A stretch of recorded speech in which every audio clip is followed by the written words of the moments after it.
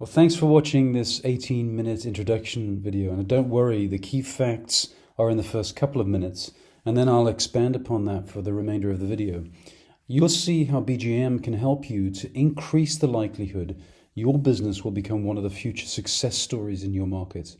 Your future winners will, of course, be those that compete in the ways of the future and not the past. This is not a distant prospect, but is your new reality from the 2020s onwards. I'll explain more about business growth mechanics, 5 horizons, its history and philosophy. But right at the beginning, I want to outline the journey. And that is the steps you can take working with BGM and our associates and partners. Not every company will take such a leap, but that's okay. We understand that, and we only aim for perhaps one company in each competitive ecosystem who will have the outlook and readiness to lead and follow through and to act upon this opportunity with us. The first step is to take an hour with us, using a structured diagnostic scorecard and of course talking more broadly about the outlook in your business, competitive situation, stakeholder priorities, sources of differentiation, and growth or resilience strategy. And hopefully a thought-provoking conversation and the results and the market report that you'll receive should help you to decide to move on with us. Next step is to join us for 6 weekly coaching sessions, following a structure providing you with a safe space for you to reflect and process, and to help you formulate a joint plan as to how you can initiate in your business. At the end of that process, and perhaps with a little support from us, you should be ready to mobilize for sponsorship, investment, and the support of your team to move ahead.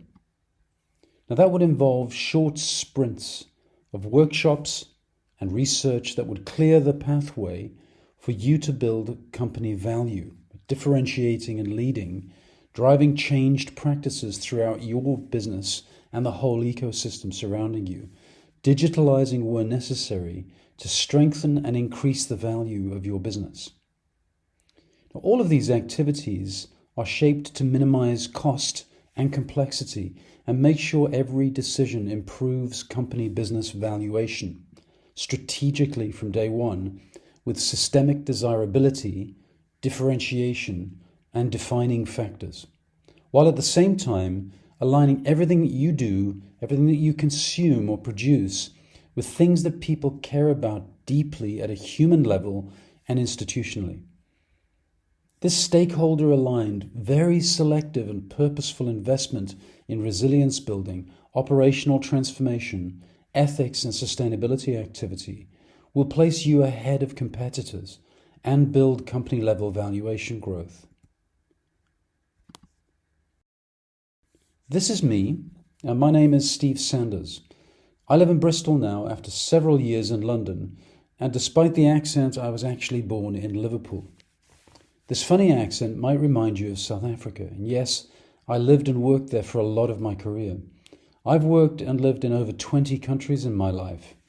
As a strategist and proudly as a professional nonconformist, as is the case for my colleagues, associates and partners, we've all led in the design and been tasked with evangelizing new ways of doing business for over 25 years. Along that path, I've personally led small, large and colossal businesses to billions in gains. Today I've spotted a very new challenge, and people I know are badly equipped for it. I decided I would have a crack at joining the dots and simplifying this global challenge for as many people in business as possible. And we'll get to that on the next slide. My business is to improve the valuation of companies. And sometimes the focus is breakthrough wins or changing the way businesses productize, sell, deliver. It all boils down to reverse engineering the best attributes of the highest value companies into clients' businesses, then setting them up systematically for scale success. I've had the privilege of working on quite a few groundbreaking business turnarounds and accelerated growth initiatives. I'm now an entrepreneur, I'm a fellow of the Institute of Directors, an ambassador at Warwick Business School, and I also guest lecture on their MBA strategy course. And I'm also on the advisory board of a couple of companies and charities that share the values and focus of Business Growth Mechanics and Five Horizons. As for today, well, you're watching this hopefully because of shared principles and purpose. You see, like many of you, I know I'm good at what I do, but there are a lot of clever people out there, and me claiming I'm really, really very good at what I do, well, that's not enough anymore. But because of something extra, my purpose and the principles I stand for, that's why I'm here speaking today. Please remember that so that at the end of my presentation, you can consider whether we should work together, based on the importance of being purpose-led in your strategy and how you affect the strategy of your clients and the impact you make on stakeholders that are affected by your business.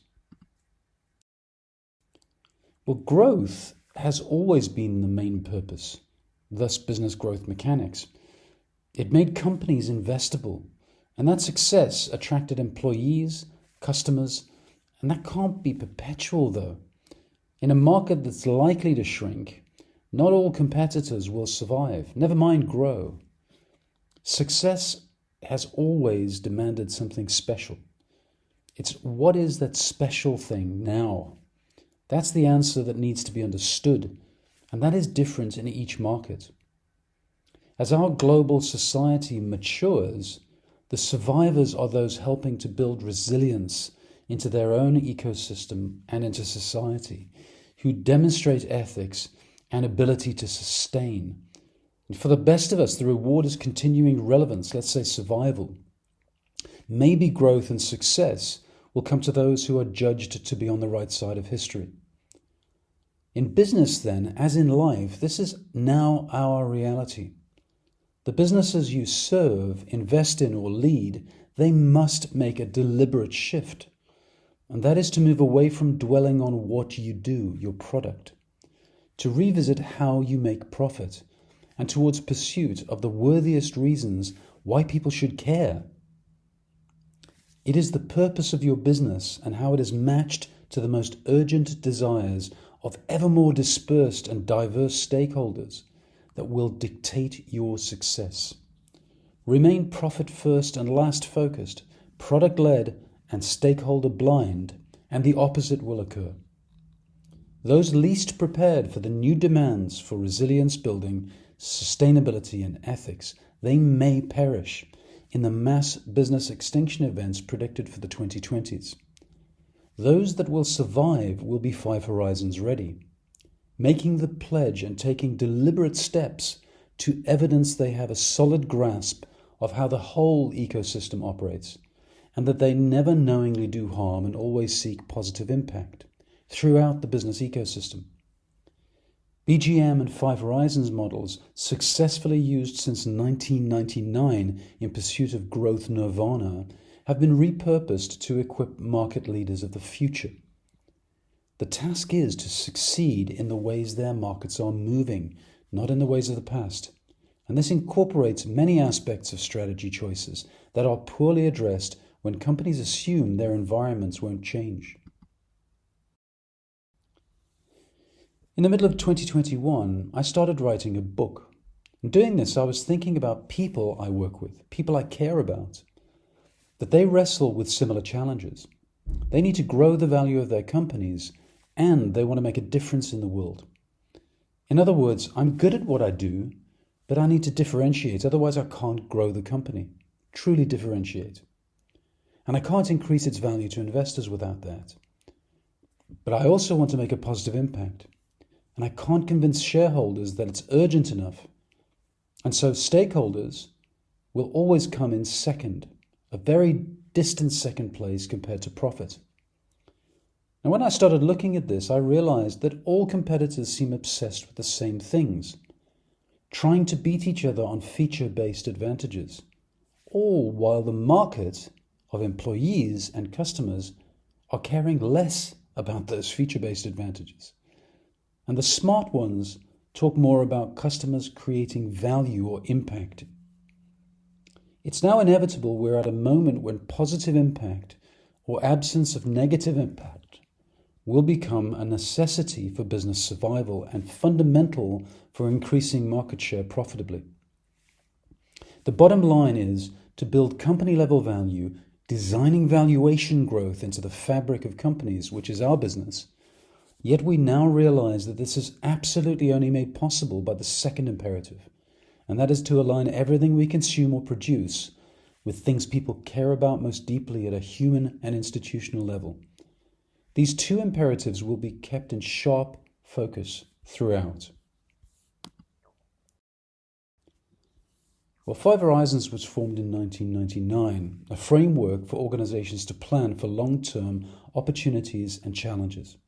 The first element defines 5 treatment strategies for 5 interlinked time horizons, making sure these support a common long and short-term vision. The second element provides a far more precise view of what we might otherwise ambiguously call our business ecosystem. In that model, we examine 5 interlocked value chain horizons for vulnerabilities and opportunities. And this way, we maximize the impact that can be made across the ecosystem and balance short-term demands and long-term vision and goals. This encourages organizations to think about the future and think more precisely about their ecosystem to build a resilient and adaptable strategy. You can get started by learning to have empathy with the needs, principles, and values of all your stakeholder groups, and how customers might value your qualities or punish your weaknesses, where you could take a lead to transform resilience across the ecosystem, and also in terms of commitment to factors such as environment, sustainability, governance, diversity and inclusion, or any number of factors that your target market could hold close to their hearts. That provides an opportunity for you to choose, and that choice is to do more good or else not to bother. Some questions that need to be answered are: how do you affect stakeholders throughout your value chain and into the value chains of suppliers and customers? Can you create new positive impacts, or can you be the first to erase a negative impact? That can be around operational resilience or ethical factors where you take the lead before others do. Is there a principle that's really important to you, your staff and customers? Where in your business ecosystem will you find a source of maximum gravity that will pull you to mainstream success? Is that an opportunity to reinvent your company to become more systematically ready for scale growth? Is this an opportunity to attach your brand to a principle that will influence up to 75% or more of the buying public? How far into future time horizons should you plan, and how far across interconnected value chains should you study? And then lastly, who can you invite into that thought process to help you unlock potential, and who could become an evangelist for you? Pleading ignorance might allow you to survive, but only for a while. If we agree there's sufficient risk of a great shift in the buying and employment choices of whole generations as we transition through the 2020s into the age of stakeholder capitalism, then at the tipping points we are reaching, these market shifts will be visible through a virtuous triangle of 3 actors: businesses and their competitors, customers and market pressure, and governments and regulators. Now, these 3 actors move together to accelerate any such shifting norms in the world. The key point: peaks of company failure don't happen because of times of recession. History of business proves this, that it's more aligned with our failure to look ahead, inability to see the shifts approaching, or lack of will to act upon those market disruptions. If, as we suspect it will, the great shift results in a company mass extinction, it's worth acting now to influence which companies survive or die. I can remember boardrooms in 1995 debating, is the internet going to matter in our business? I cannot imagine in 2005 any director keeping their job with that view. That's just 10 years.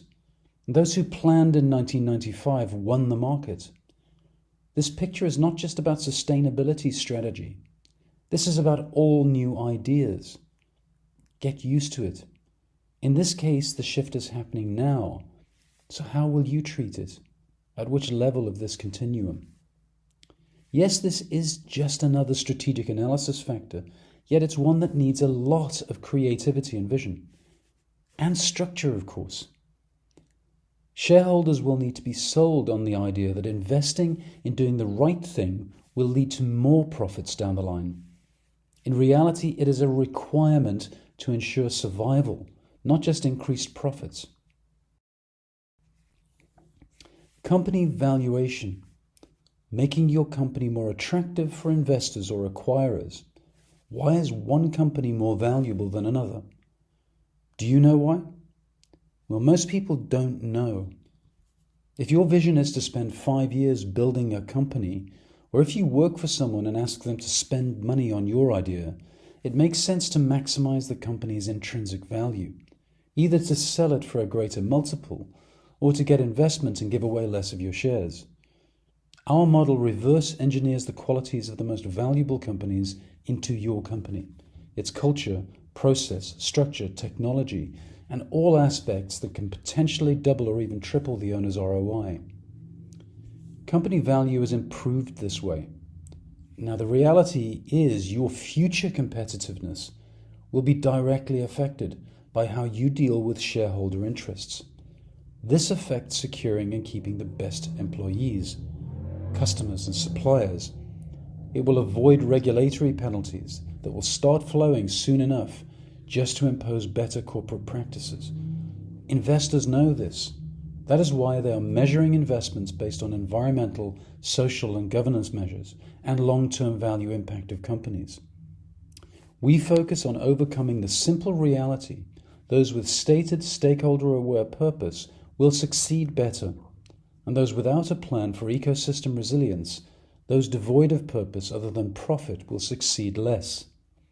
And another key, of course, to company-level valuation is to be set up systematically for success, to be scalable without key persons being there in your unknown future of scaling, which, of course, could be after you divest yourself of the business. And whatever you do, if you want to be scalable by design, you can't remain dependent on just a few top people. Whatever they do, it needs to be codified in a way that is capable of scaling hands-off. Otherwise, you'll always be limited by design. You'll find there are just a few use cases of processes, people, and technology that underpin your success. These may be among the 5 or so bold steps you decide upon with us to move your strategy forward and achieve desired future state of the business. Maybe digitizing key parts of the company, codifying the ideal ways of working, and putting into the fabric of everything everyone does across your business ecosystem. Our approach keeps the spending down, complements what's already there, and focuses on making impact. And that's by adapting, automating, and maximizing compliance with the best ways of working. Often using unexpected new technologies and not costly solutions chosen to keep a small industry of consultants busy and paid. Digitization needs to be designed for impact, focused on building company-level value. But the bottom line is, it's not the models that figure this out for you, but it will be from the many people around you. And you need to learn how to involve them better, more productively. Think about non-conformists for a second. Non-conformists and contrarians get a raw deal. That's always happened. But sometimes you need to be that person. The forces of denial will be against you. Resistance will be ferocious. You yourself could be guilty of this. And that's when you narrow down viewpoints to ideas that you think fit into the comfort zones, or danger zones, as I like to call them. Yet when push comes to shove, you will be the one who they blame if the company is not prepared. In this endeavor, you need to find out things that are not presently being discussed. You will need to become the champion of change. You will need a crew of evangelists who create that vision with you and become part of implementing it.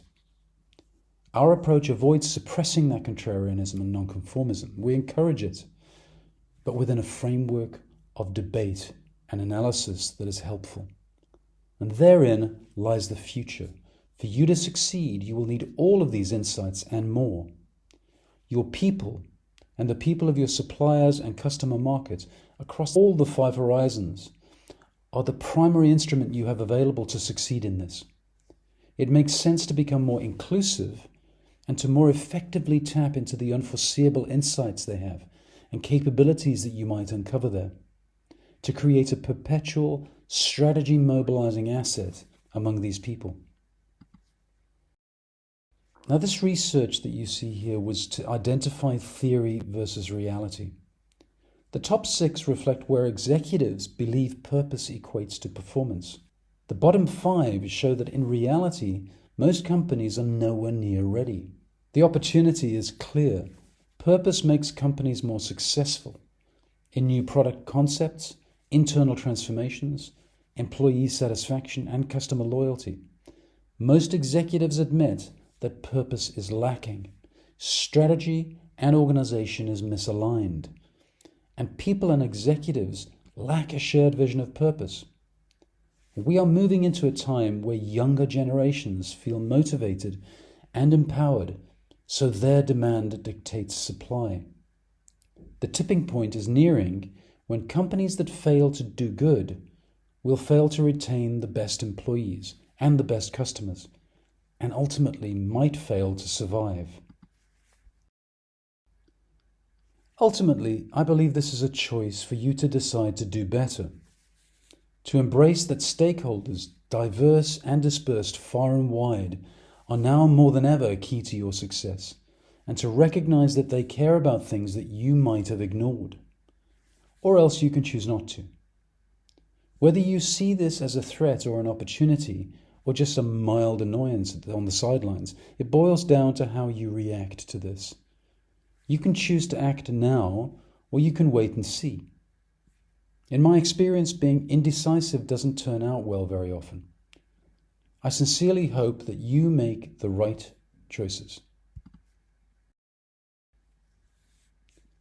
The 5 Horizons book and the new audio book are there to get you informed and open the opportunity to thrive through this disruption and market shift, for you to decide if action is for you. The coaching and services through Business Growth Mechanics and our partners and associates are provided to help you achieve that profit growth by increasing shareholder value, by gaining efficiency, differentiation, market share achieved by leading the ecosystems to solve operational, resilience, ethical and sustainability factors, but very specifically those factors that are vital to stakeholders at a human level and institutionally. On the websites you can register and book a time for an initial diagnostic evaluation and business discussion. For the right companies, working with BGM and Scenario could be the right answer you need to move on with this opportunity. The time could be right to improve and extend the business model, digitally if appropriate, ultimately to disrupt and reshape your competitive landscape. Please do reach out to us if you'd like to discuss acting upon this. Thank you for listening.